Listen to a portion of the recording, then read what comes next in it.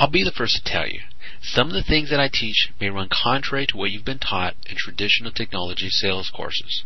And that's okay. Now, I can tell you that from my experience in using this on a daily basis, as well as the experience of dozens and dozens, if not hundreds of sales reps that I've already taught, that the things that I'm about to tell you work. And they're all geared towards building trust with your clients and prospects.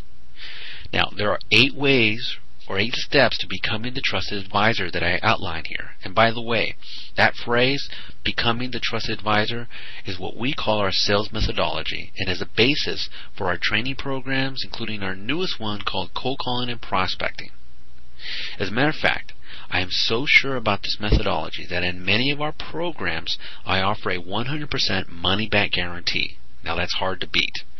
That's putting your money where your mouth is. So let's get started. The first of 8 is what I call stop selling, start solving problems. Remember what I said in a previous video. Building trust is about what you say and what you do and how you do it.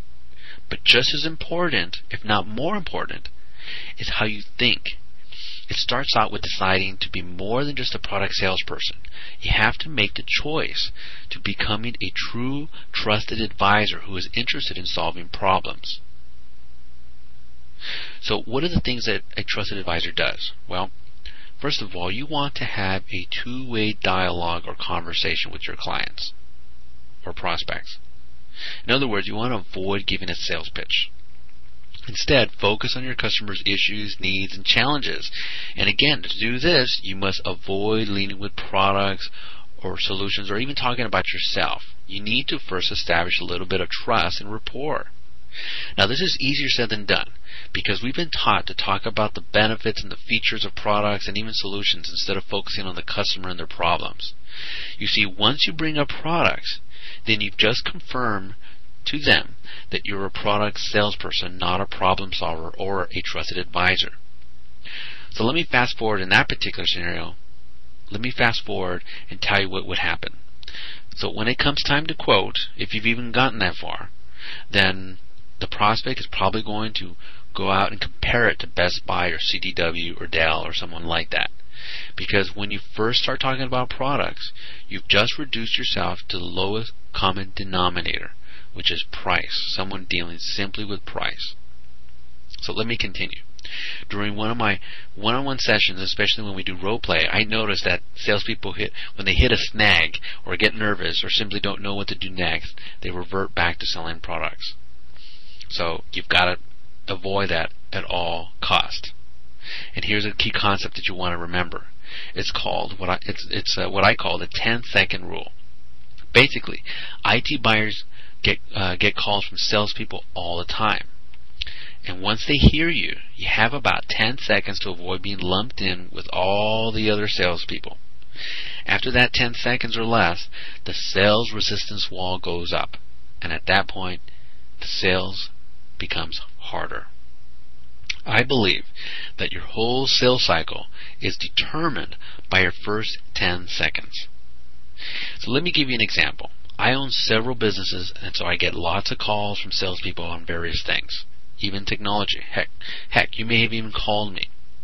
So here's an example from when a technology salesperson called me. And please note, 99% of all the calls that I get, from my perspective, sound the same.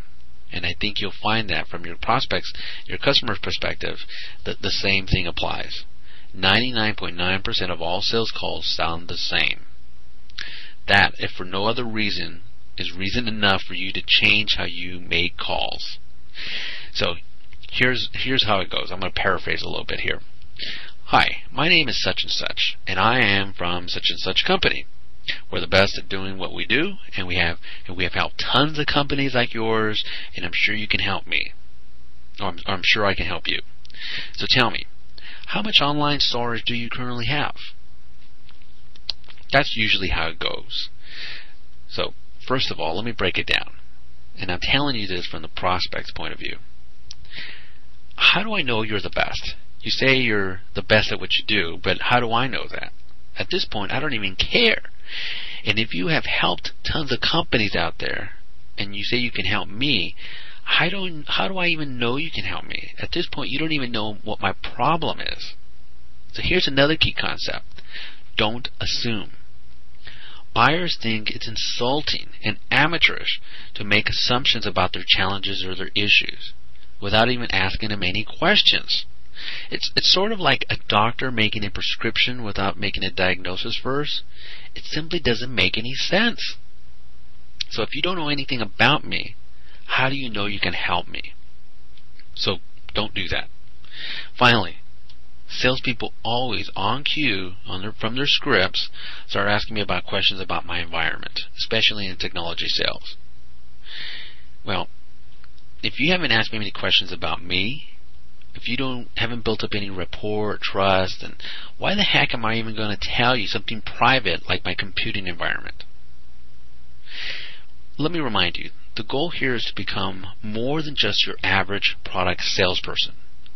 In order to compete in this environment, in this marketplace, in order to increase your margins, sell more consulting, sell more services, you've got to provide real solutions to your customers' problems. And the only way you're going to do that is by focusing on them. And the only way you're going to do that is by doing some of the things that we've outlined in this video today.